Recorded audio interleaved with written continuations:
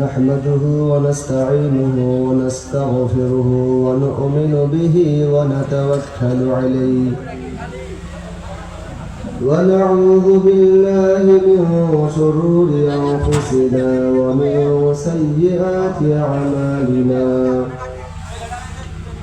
من يهده الله فلا مضل له ومن يضلله فلا هادي له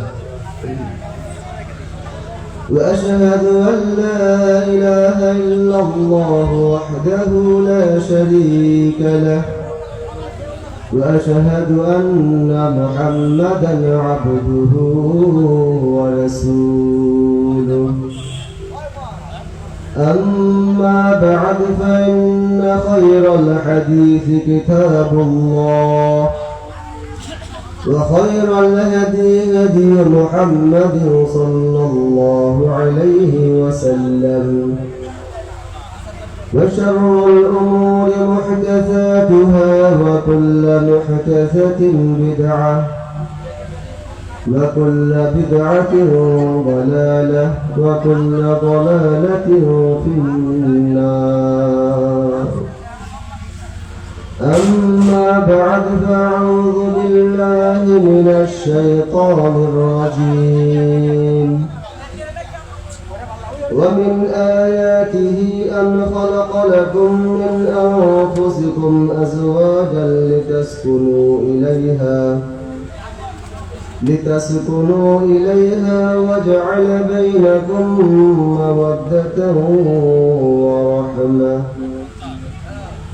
فقال النبي صلى الله عليه وسلم يا معشر الشباب من استطاع منكم الباءة فليتزوج ومن لم يستطع فعليه بالصوم فإنه له وجاء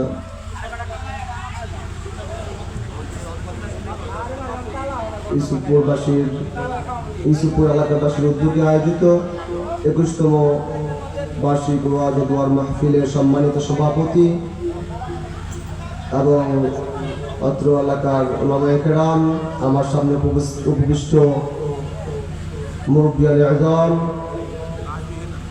সর্বপ্রথম সেই মহান রব্বুল আলামিনের দরবারে শুকরিয়া জ্ঞাপন করছি যে মহান রব্বুল আলামিন আমাদেরকে এরকম একটি সুন্দর পরিবেশে কোরআন এবং সুন্নাহ থেকে আলোচনা শোনার তৌফিক দান করলেন।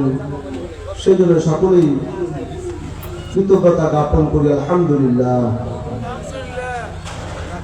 অতঃপর সালাত ও সালাম বর্ষিত হোক আমাদের প্রিয় নবী মুহাম্মদ সাল্লাল্লাহু আলাইহি ওয়াসাল্লামের প্রতি। আল্লাহ সুবহানাহু ওয়া তাআলা যে মহামানবকে বিশ্বের রহমত হিসেবে প্রেরণ করেছেন, যাকে আদর্শ এবং অনুকরণীয় হিসেবে আমাদেরকে দান করেছেন, তার প্রতি সালাত ও সালাম পেশ করছি। আল্লাহুম্মা সাল্লি আলাইহি আল্লাহুম্মা বারিক আলাইহি। সম্মানিত উপস্থিতি,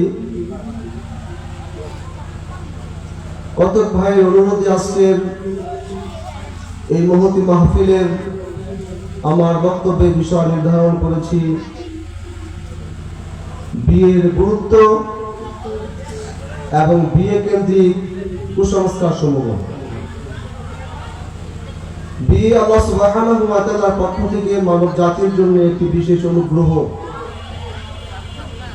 বিয়ে হলো একজন নর এবং নারীর মধ্যকার পারিবারিক এবং সামাজিক যে দাম্পত্য জীবনের স্বীকৃতি প্রদান করা হয় তাকে বলা হয় বিয়ে।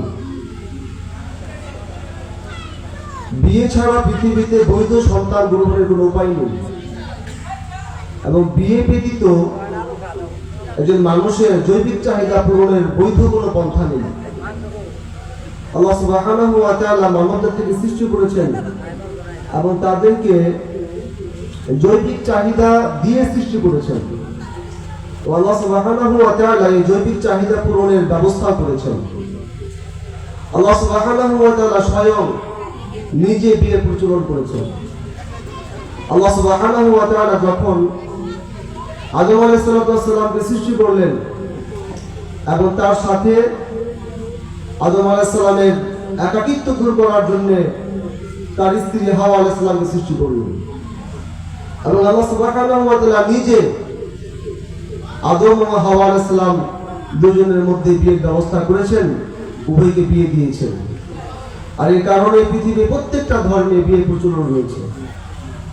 হিন্দু ধর্ম, ইহুদি ধর্ম, খ্রিস্টান ধর্ম থেকে নিয়ে পৃথিবীতে যত ধর্ম আছে প্রত্যেকটা ধর্মের মানুষের মাঝে বিয়ের প্রচলন রয়েছে।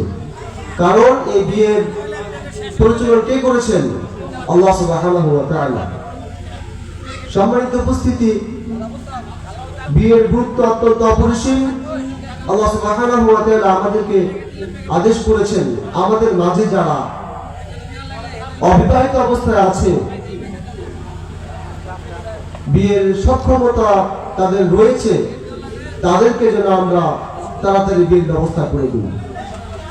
আল্লাহ সুবহানাহু ওয়া তাআলা বলেন, ওয়ানকিহুল আয়ামা মিনকুম ওয়াস-সালিহিনা মিন ইবাদিকুম ওয়া ইমাইকুম। হে দুনিয়ার মানুষ, তোমাদের মধ্যকার যারা অবিবাহিত রয়েছে, সৎকর্মশীল দাসী দাসী যারা রয়েছে, তাদেরকে তোমরা বিয়ের ব্যবস্থা করে দাও। আল্লাহ সুবহানাহু ওয়া তাআলা বিয়ের ব্যবস্থা করে দিতে বলেছেন। তার মানে বোঝা যাচ্ছে এই আয়াতটি হচ্ছে যারা অভিভাবক, গার্ডিয়ান, পিতামাতা, তাদের দায়িত্ব যে তাদের সন্তানদেরকে উপযুক্ত পরিণত বয়সে তাদেরকে বিয়ের ব্যবস্থা করে দিতে। যখন নাকি একটা মানুষ যৌবনে পদার্পণ করে, তখন স্বাভাবিকভাবেই তার বিয়ের প্রয়োজন হয়। এটা আল্লাহ প্রদত্ত একটা ফিতরাহ, স্বভাবজাত বৈশিষ্ট্য।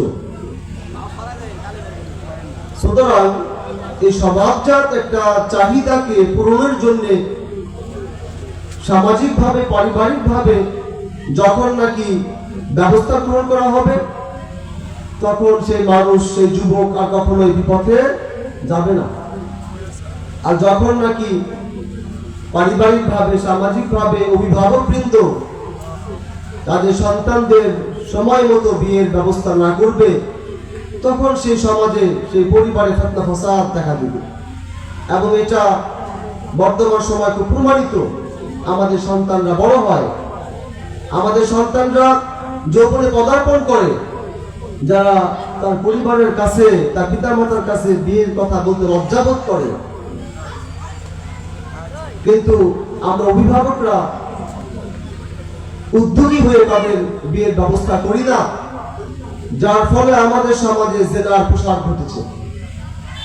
আমাদের সমাজে বিয়ে বহির্ভূত প্রেমের নামে, ভালোবাসার নামে অবৈধ সম্পর্ক গড়ে উঠেছে এবং সেটা আমাদের সন্তানরাই এই বিপদে পা দিয়েছে আমাদের দায়িত্বহীনতার কারণে। অথচ আল্লাহ সুবহানাহু ওয়া তাআলা যে আদেশ করেছেন, ওয়ানকিহুল আয়ামা মিনকুম ওয়াস-সালিহিনা মিন ইবাদিকুম ওয়া ইমাইকুম, এই আদেশ যদি আমরা পালন করতাম, তাহলে এভাবে সমাজে জিনা, ব্যভিচারের সয়লাব ঘটতো না। যে সমাজে বিয়ে যত সহজ, সেই সমাজে জিনা তত বেশি কঠিন। কি ভুল বললাম নাকি? যে সমাজে বিয়ে যত কঠিন, সেই সমাজে জিনা, ব্যভিচার তত সহজ। এটা হচ্ছে মানুষের চাহিদা। মানুষের ক্ষুধা লাগে না? তো ক্ষুধা লাগলে আমরা কি করি? খাবার খাই।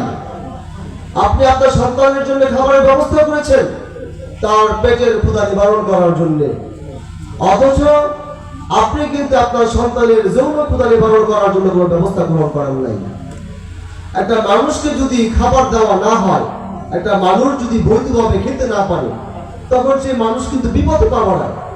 সে কিন্তু চুরি করে খাবে, ডাকাতি করে খাবে, অবৈধ পন্থায় সে ব্যক্তি অর্জন করে খাওয়ার চেষ্টা করবে। কারণ খাবারের চাহিদা থেকে আপনি কাউকে বিরত রাখতে পারবেন না। ঠিক অনুরূপ ভাবে এই যৌন ক্ষুধা, এটা নিবারণ করার যদি আমরা ব্যবস্থা গ্রহণ না করি, তাহলে কিন্তু যাদের এই যৌন ক্ষুধা রয়েছে, তারা কিন্তু তাদের ক্ষুধা নিবারণ করবে বৈধভাবে নয়, অবৈধভাবে, অসৎ উপায়ে, হারাম পন্থায়। যেটা আমরা দেখতে পাচ্ছি আজকে স্কুল, কলেজ, ইউনিভার্সিটিগুলোতে যে সকল সন্তানরা ছেলেমেয়েরা পড়াশোনা করে তাদের অভিভাবকরা তাদের সময় মতো বিয়ের ব্যবস্থা করে না দেওয়ার কারণে আজকে দেখেন তাদের মধ্যে কি ফিল্মিক্সিনের একটা লাভ ঘটেছে। তারা কেউ মানে সম্পর্কহীন রয়েছে এরকম কিন্তু খুঁজে পাওয়া খুবই মুশকিল। সম্মানিত উপস্থিতি, রাসূলুল্লাহ সাল্লাল্লাহু আলাইহি ওয়াসাল্লাম বলেছেন যে হাক্কুন আলাল্লাহি আউনুহুম। রাসূল সাল্লাল্লাহু আলাইহি ওয়াসাল্লাম বলেন যে ব্যক্তি যে বা যারা বিবাহ করতে অসমর্থ কিন্তু বিবাহ করতে চায় তাদের ব্যাপারে বলেছেন যে তিন শ্রেণীর ব্যক্তি এমন রয়েছে যাদেরকে সাহায্য করা আল্লাহ সুবহানাহু ওয়া তাআলার জন্য কর্তব্য হয়ে যায়। তিন শ্রেণীর ব্যক্তি যাদেরকে সাহায্য করা আল্লাহ সুবহানাহু ওয়া তাআলার জন্য কর্তব্য হয়ে যায়, তার মধ্যে এক প্রকার হচ্ছে নাকিউল্লাযী ইউরিদুল আফাফ, ওই ব্যক্তি যে বিবাহ করার আগ্রহ রাখে এবং বিয়ের মাধ্যমে যে ব্যক্তি একটা পবিত্র জীবন ধারণ করতে চায়, একটা পবিত্র জীবন গঠন করতে চায়, একটা পবিত্র জীবন ধারণ করে সে সমাজে চলতে চায়, এমন ব্যক্তিকে আল্লাহ সুবহানাহু ওয়া তাআলা সাহায্য করবেন যদি সে বিয়ে করে। সুবহানাল্লাহি ওয়া বিহামদিহি। রাসূলুল্লাহ সাল্লাল্লাহু আলাইহি ওয়াসাল্লাম আল্লাহ সুবহানাহু ওয়া তাআলা প্রতিশ্রুতি আমাদেরকে জানিয়েছেন। আজকে আপনারা আমার ইনকাম কম থাকতে পারে, বিয়ের মাধ্যমে আল্লাহ সুবহানাহু ওয়া তাআলা এমন বারাকা দিবেন যা বিয়ে করা ছাড়া সম্ভব নয়। একজন ব্যক্তি 50-60 হাজার টাকা ইনকাম করে, তার স্ত্রী নেই, সেই টাকা কোথায় খরচ করবে? একজন ব্যক্তি 10,000 টাকা ইনকাম করে, সেই ব্যক্তি স্ত্রী রয়েছে, তার সংসার আল্লাহ সুবহানাহু ওয়া তাআলা বারাকা দিয়েছেন। অথচ 60,000 টাকা ইনকাম করেও সে ব্যক্তি বিয়ে করতে ভয় পায়। সে মনে করে বিবাহ করা এটা বিশাল একটা কিছু, বিবাহ করলে অনেক খরচ, অনেক কিছু, অনেক আয়োজন, অনেক চাহিদা পূরণ করতে হয়। কিন্তু আল্লাহ সুবহানাহু ওয়া তাআলা ওই ব্যক্তির জন্য বিবাহ সহজ করেছেন যে ব্যক্তি তার যৌনাঙ্গকে হেফাজত করতে চায়, যে ব্যক্তি পবিত্র জীবন ধারণ করতে চায়। সম্মানিত উপস্থিতি, বিয়ে হচ্ছে আল্লাহ সুবহানাহু ওয়া তাআলার পক্ষ থেকে একটা অনুগ্রহ এবং রাসূলুল্লাহ সাল্লাল্লাহু আলাইহি ওয়াসাল্লামের একটা সুন্নাহ। প্রত্যেকটা নবী এবং রাসূল বিয়ে করেছেন। আল্লাহ রাসূল সাল্লাল্লাহু আলাইহি ওয়াসাল্লাম বলেছেন ওয়া তাযাওয়াজু নিসা, আমি বিয়ে করেছি, তামান রাগিবা আন সুন্নতি ফালাইসা মিন্নি। নবীরা বিয়ে করেছে, আল্লাহ রাসূল বলেছেন যে ব্যক্তি আমার সুন্নাহকে ত্যাগ করবে, যে ব্যক্তি বিয়েকে ত্যাগ করে সেই ব্যক্তি ফালাইসা মিন্নি, আমার উম্মত কেউ না। তাহলে বিয়ে হচ্ছে একটা ইবাদত। বিয়ের মাধ্যমে আপনি যতটা পবিত্র থাকতে পারবেন, বিয়ে ছাড়া কিন্তু ততটা পবিত্র থাকতে আপনি পারবেন না। আল্লাহ সুবহানাহু ওয়া তাআলা বলেন হুন্না লিবাসুল লাকুম ওয়া আনতুম লিবাসুল লাহুন্না। বিয়ে হচ্ছে আমার পোশাক। এই পোশাকটা যদি কোনো ব্যক্তি পরিধান করে, সেই ব্যক্তি এই পাপের সমাজে হাজারো পাপ থেকে সে ব্যক্তি বাঁচতে পারবে। বিবাহ হচ্ছে এমন বারাকাপূর্ণ একটি বিষয়। হুন্না লিবাসুল লাকুম, তারা হচ্ছে তোমাদের পোশাক স্বরূপ। কারা? স্ত্রীরা। একজন স্ত্রী হচ্ছে তার স্বামীর জন্য পোশাক স্বরূপ। একজন স্বামী তার স্ত্রীর মাধ্যমে এমন সুখ পাবে, এমন শান্তি পাবে, এমন প্রশান্তি পাবে যা বিবাহ ছাড়া সম্ভব নয়।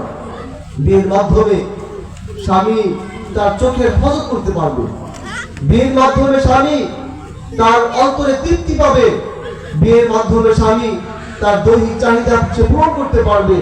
এটাই হচ্ছে পোশাক। কিসের পোশাক? একজন ব্যক্তি যদি পোশাক পরিধান করে তার লজ্জাস্থান ঢেকে রাখে, তার শরীর বিভিন্ন ধরনের ঠান্ডা অথবা অন্য কোনো ক্ষতিকর বস্তু থেকে তার শরীরকে সে নিরাপত্তার চাদরে ঢেকে দিতে পারে পোশাক পরিধান করার মাধ্যমে। ঠিক অনুরূপ ভাবে বিয়ে করার মাধ্যমে ব্যক্তি গুনাহ থেকে নিজেকে হেফাজত করতে পারে।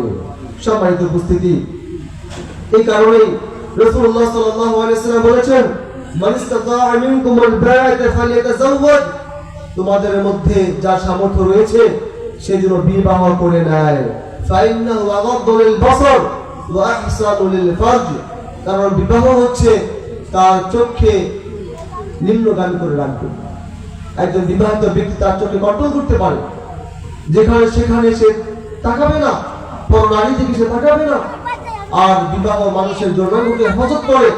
বিয়ে করার মাধ্যমে সে একটা পবিত্র যৌন জীবন অর্জন করতে পারবে। এই কারণে রাসূল সাল্লাল্লাহু আলাইহি ওয়াসাল্লাম যুবকদেরকে বিয়ে করতে বলেছেন, যুবকদেরকে বিয়ে করার উৎসাহিত করেছেন, যাতে করে যুবকেরা বিয়ে করার মাধ্যমে একটা পবিত্র জীবন গঠন করতে পারে। আর বিয়ে যখন একটা সমাজে সহজ হবে, তখন সেই সমাজে জেনা ব্যভিচার উঠে যাবে, একটা পবিত্র সমাজ সেখানে স্থাপিত হবে এবং এর মাধ্যমে আল্লাহ সুবহানাহু ওয়া তাআলার পক্ষ থেকে অফুরন্ত বারাকা নাযিল হবে। সুবহানাল্লাহি ওয়া বিহামদিহি। এই কারণে আল্লাহ রাসূল সাল্লাল্লাহু আলাইহি ওয়াসাল্লাম বলেছেন, ইয়া মা'শারাশ শাবাব, যুবকদেরকে উদ্দেশ্য করে বলেছেন। কাদেরকে উদ্দেশ্য করেছেন? যারা যুবক, যারা বিয়ে করে নাই, এবং যুবকদেরকে উদ্দেশ্য করে আল্লাহ নবী সাল্লাল্লাহু আলাইহি ওয়াসাল্লাম বলেছেন, ইয়া মা'শারাশ শাবাব, হে যুব সমাজ, মান ইসতাতা'a মিনকুমুল বা'তা ফালিয়াতাযাওয়াজ, তোমাদের মধ্যে যে বা যারা সামর্থ্য রাখো তারা দ্রুত বিয়ে করে ফেলো। ওয়া মান লাম ইসতাতি' ফা'আলাইহি বিস-সাওম, আর যদি বিয়ে করার মতো সামর্থ্য না থাকে তাহলে তার উপর রোজা রাখা অত্যাবশ্যক। ফাইন্নাহু লাহু বিজা, কারণ সিয়াম রাখা হলে এই সিয়াম তার জন্য ঢাল স্বরূপ কাজ করবে।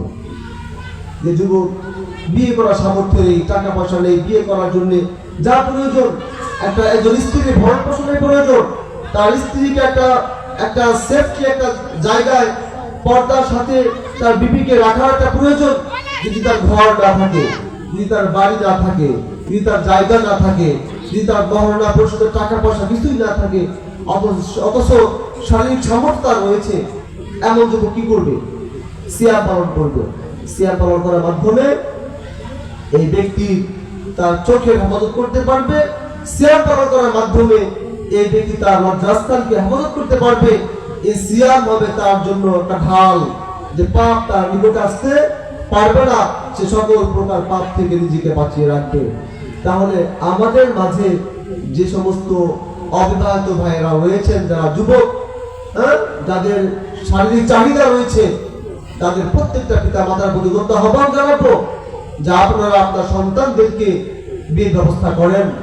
যদিও তারা ছাত্র, যদিও তাদের এরকম স্বাবলম্বী হয় নাই, এর মাধ্যমে আপনার সন্তান হাজারো অন্যায় থেকে, হাজারো পাপ থেকে বেঁচে যাবে। আর আমরা যদি সময় মতো বিয়ের ব্যবস্থা না করি তাহলে আপনার সন্তান পাপের সাগরে হাবুডুবু খাবে, যে পাপ থেকে তাকে ফিরিয়ে আনা সম্ভব নয়। কোনো ওয়াজ নসিহত করে, কোনো পুলিশ দিয়ে, কোনো আইন করে এই সমস্ত পাপ রোখা সম্ভব নয়। এই সমস্ত পাপ রুখে দেওয়ার একটা মাত্র পথ হচ্ছে বিয়ের ব্যবস্থা করা। যখন আমরা বিয়েকে সহজ করব তখন এরকম হাজারো পাপের দরজা বন্ধ হয়ে যাবে। আর যদি আমরা বিয়েকে কঠিন করে দিই, আমরা যদি বলি না এখনো বয়স হয় নাই মানে, অথচ এই বাচ্চাই, এই ছেলে, এই সন্তানই সে রিলেশন করছে, অবৈধ প্রেমের সম্পর্ক গড়ে তুলেছে, তার যদি বিয়ের বয়স নাই হয় তাহলে এই সন্তান কি করে প্রেম করে, কি করে অবৈধ সম্পর্কে নিজেকে জড়ায়? তার বয়স হয়েছে, তার চাহিদার প্রয়োজন, এই কারণেই কিন্তু সেই ব্যক্তি জেনার দিকে পা বাড়িয়েছে। তাহলে আমরা কি করে বলি তার বয়স হয় না? আমরা কি করে বলি যে আমার সন্তান এখনো লেখাপড়া শেষ করে নাই? আমরা কিভাবে এই কথা, এই যুক্তি দেই যে আমার সন্তান এখন পর্যন্ত ইনকাম করে না, অথবা ইনকাম করলেও সে যে বেতন পায়, স্যালারি পায়, সেটা দিয়ে সে নিজের ভরণ পোষণ এবং সাথে সাথে তার স্ত্রীর ভরণ পোষণ করতে সক্ষম নয়। এই যুক্তি দিয়ে কিন্তু আপনি পাবেন না। সম্মানিত উপস্থিতি, আল্লাহ সুবহানাহু ওয়া তাআলা আমাদের সবাইকে এই সকল সামাজিক ফিতনা, যে ফিতনার মাধ্যমে সমাজকে গ্রাস করে, যে জিনা ব্যভিচারের মাধ্যমে সমাজ দিনকে দিন অধঃপতনের অতলে তলিয়ে যাচ্ছে, যে সমস্ত কারণে, সেই সমস্ত কারণ থেকে উত্তরণের ব্যবস্থা করুন, আল্লাহুম্মা আমিন। সম্মানিত উপস্থিতি, বিয়ে একটা নিদর্শন, আল্লাহ সুবহানাহু ওয়া তাআলার পক্ষ থেকে অন্যতম একটা নিদর্শন, এবং বিয়ের মাঝে রয়েছে আত্মিক, শারীরিক এবং দৈহিক প্রশান্তি। আল্লাহ সুবহানাহু ওয়া তাআলা আমাদের বলছেন, আমিন আয়াতিহি, আল্লাহ সুবহানাহু ওয়া তাআলা যত নিদর্শন পৃথিবীতে রয়েছে, এই সকল নিদর্শনের মধ্য থেকে অন্যতম একটা নিদর্শন হচ্ছে আন্না খালাকা লাকুম মিন আনফুসিকুম আজওয়াজা, যে তিনি তোমাদের মধ্য থেকে তোমাদের জন্য সৃষ্টি করেছেন আজওয়াজা, স্ত্রীদেরকে। আল্লাহ সুবহানাহু ওয়া তাআলা আমাদের জন্য, আমাদের মধ্য থেকে তিনি আমাদের স্ত্রীদেরকে সৃষ্টি করেছেন। কেন? লিতাসকুনু ইলাইহা, যাতে করে তোমরা এই স্ত্রীদের নিকটে প্রশান্তি লাভ করতে পারো। কেমন প্রশান্তি? আত্মিক প্রশান্তি, দৈহিক প্রশান্তি, আপনার ব্রেনের প্রশান্তি। একজন ব্যক্তি যখন সারা দিন কর্মক্লান্ত পরিশ্রান্ত হয়ে বাড়িতে ফিরে তখন সে তার স্ত্রী দিকে তাকালে সারাদিনে ক্লান্তি ভুলে যায়। এটা বাস্তব, লজ্জার কিছু নেই, এটাই কিন্তু বাস্তব। একজন স্বামী সারাদিন বাইরে কাজ করার পরে যখন বাড়িতে আসে তখন তার প্রিয়তমা স্ত্রীর দিকে তাকালে কি ভুলে যায়? সারাদিনের কষ্ট ভুলে যায়। এটাই আল্লাহ সুবহানাহু ওয়া তাআলা আমাদেরকে বলেছেন, লিতাসকুনু ইলাইহা। বিয়ের অন্যতম একটা মাধ্যম বা অন্যতম একটা নিদর্শন হচ্ছে কি, লিতাসকুনু ইলাইহা, যে তোমরা প্রশান্তি লাভ করবে তোমাদের স্ত্রীদের নিকট থেকে, মনের প্রশান্তি পাবে। যে কোনো বিপদ আপদে আপনাকে ধৈর্যশীল হওয়ার উপদেশ কে দিবে? আপনার স্ত্রী। আপনি পড়াশোনা করছেন, আপনার অনেক পড়াশোনা, আপনার পড়াশোনার পাশাপাশি আপনাকে সহযোগিতা করবে আপনার স্ত্রী। আপনি বিপদে পড়েছেন, আপনাকে সুপরামর্শ দেবে আপনার স্ত্রী। আপনি রাতে তাহাজ্জুদের সালাত উঠতে পারেন না, আপনার স্ত্রী আপনাকে জাগিয়ে দিবে। দিনের কাজে আপনার স্ত্রী আপনাকে সহযোগিতা করবে।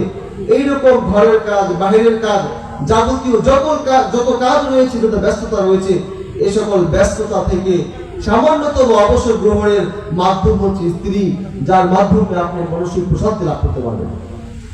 সম্মানিত উপস্থিতি, একজন অবিবাহিত মানুষের জীবন আর একজন বিবাহিত মানুষের জীবন, এই দুই ব্যক্তির জীবনের মধ্যে আকাশ এবং জমি পার্থক্য রয়েছে।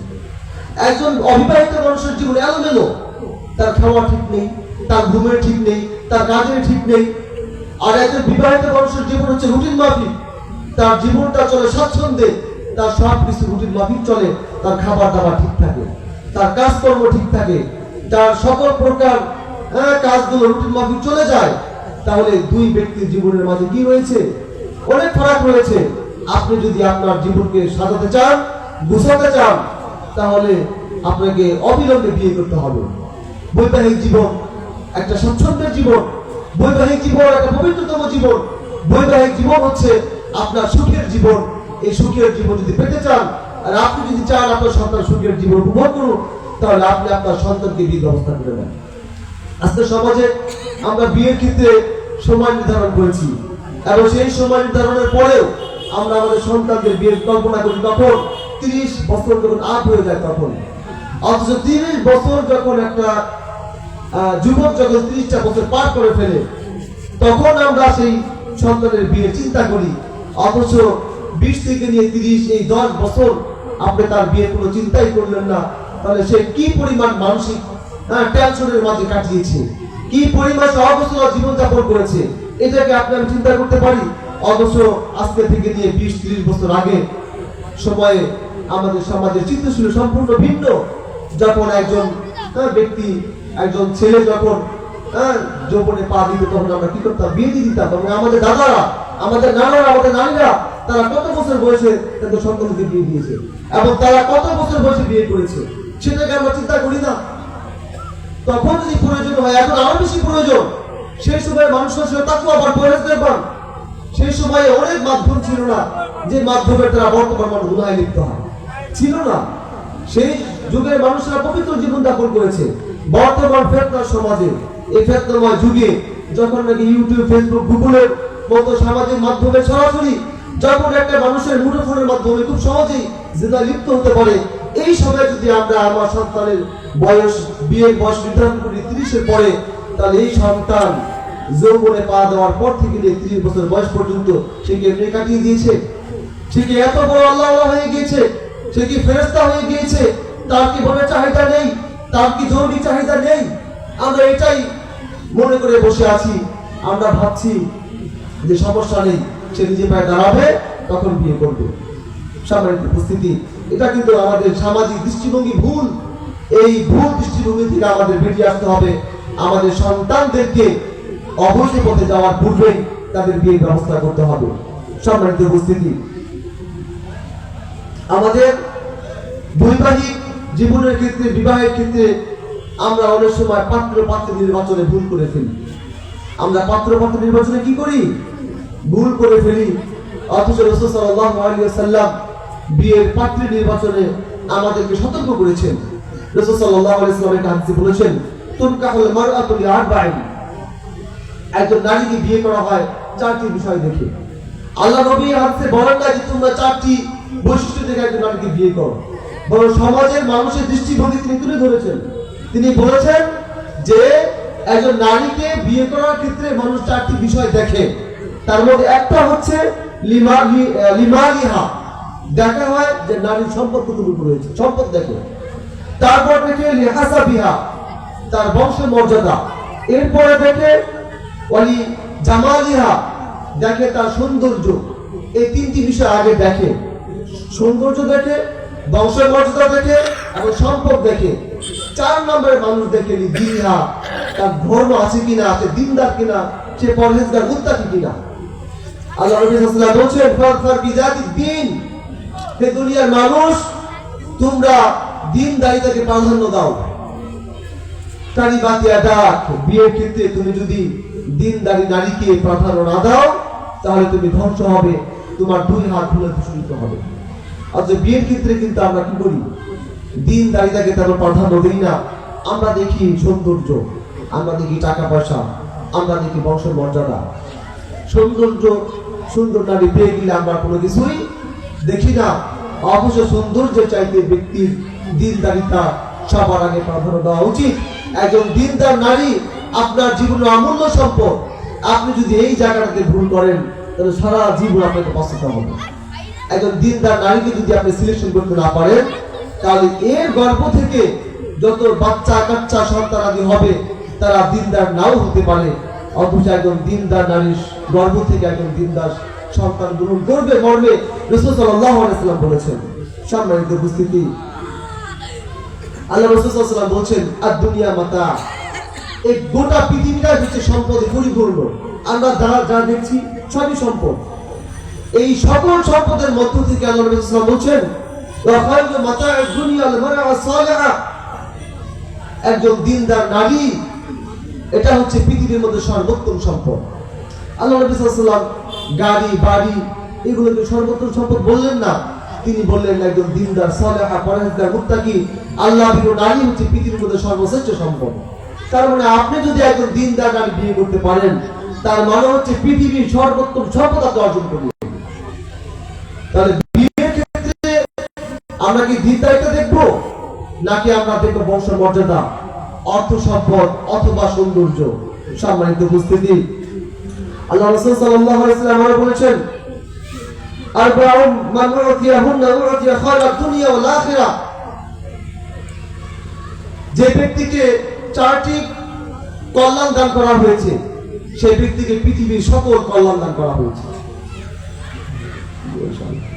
যে ব্যক্তিকে 4টি কল্যাণ দান করা হয়েছে তাকে পৃথিবীর সকল কল্যাণ দান করা হয়েছে। তার মধ্যে একটা হচ্ছে আল-মারাতু সালিহা। 1 নম্বরটা কি? আল-মারাতু সালিহা মানে হচ্ছে পরহেজগার মুত্তাকি আল্লাহ ভীরু নারী, যাকে দেওয়া হয়েছে তাকে দুনিয়ার সর্বোত্তম সম্পদ দেওয়া হয়েছে। 2 নম্বর হচ্ছে আল-মাসকানু সালিহ, যাকে উত্তম বাড়ি দেওয়া হয়েছে, সে পৃথিবীর সর্বোত্তম সম্পদ অর্জন করেছে।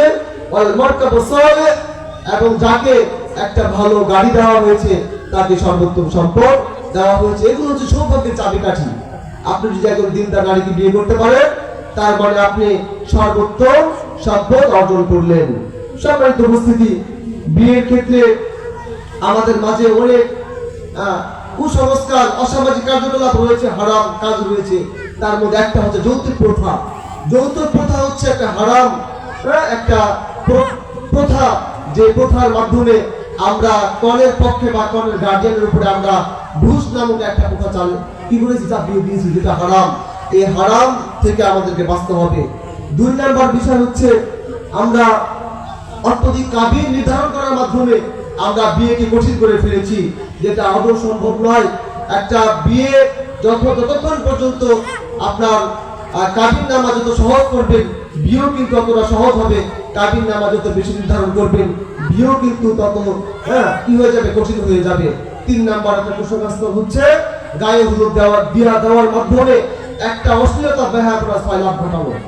গায়ে হলুদের মধ্যে ফ্রি মিক্সিং হয়, এর মাধ্যমে নারী পুরুষ একত্রিত হয়ে একটা খারাপ একটা পরিবেশ সৃষ্টি হয়, যাতে অনেক হারাম কাজকর্ম ঘটে যায়। এই সমস্ত কুসংস্কার থেকে যতক্ষণ পর্যন্ত আমরা বেরিয়ে না আসতে পারবো ততক্ষণ পর্যন্ত একটা সুষ্ঠু একটা সুন্দর বিবাহ অনুষ্ঠান করা সম্ভব নয়। সুতরাং আল্লাহ সুবহানাহু ওয়া তাআলা বিয়ে কেন্দ্রিক যত ধরনের কুসংস্কার আমাদের মাঝে রয়েছে এই সকল প্রকার কুসংস্কার থেকে আমাদেরকে রক্ষা করুন। আর আমরা যেন আমাদের সমাজে বিয়েকে সহজ করতে পারি এবং এর মাধ্যমে জেনাকে কঠিন করতে পারি।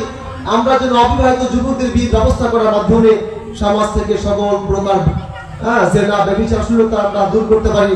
আল্লাহ সুবহানাহু ওয়া তাআলা আমাদের সবাইকে সেই তৌফিক দান করুন। আর এই কমিটি কর্তৃক বা এই মহল্লাবাসী কর্তৃক যে একটা সুন্দর একটা মাহফিল আয়োজন করা হয়েছে, আল্লাহ সুবহানাহু ওয়া তাআলা এই মাহফিলকে কবুল করুন এবং এই মাহফিলে যে সকল আলোচনা করা হবে সেই সকল আলোচনা করার এবং সুন্নাহ থেকে সেই আলোচনাগুলো যেন আমরা মেনে চলতে পারি, আমরা যেন আমাদের জীবনে সেগুলো বাস্তবায়ন করতে পারি। আল্লাহ সুবহানাহু ওয়া তাআলা আমাদের সেই তৌফিক দান করুন। ওয়া আখিরু দাওয়ানা আলহামদুলিল্লাহি রাব্বিল আলামিন। আসসালামু আলাইকুম ওয়া রাহমাতুল্লাহি ওয়া বারাকাতুহু। ধন্যবাদ হুজুরকে তার মূল্যবান বয়ান পেশ করার জন্য। আমাদের মাঝে বিশেষ বক্তা উপস্থিত হয়েছে, বলেন আলহামদুলিল্লাহ।